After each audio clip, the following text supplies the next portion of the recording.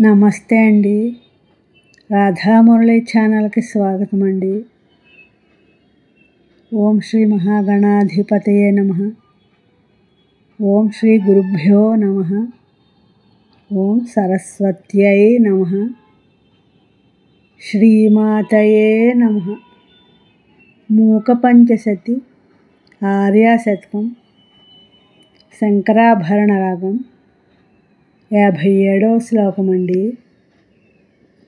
మూకోపి జటిల దుర్గతి శోకోపి స్మరతి యక్షణం భవతి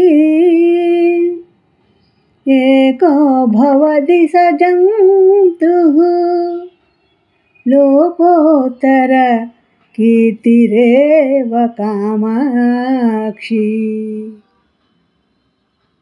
మూకోపి జటిల దుర్గతి శోకోపి స్మరతి యక్షణం భవతి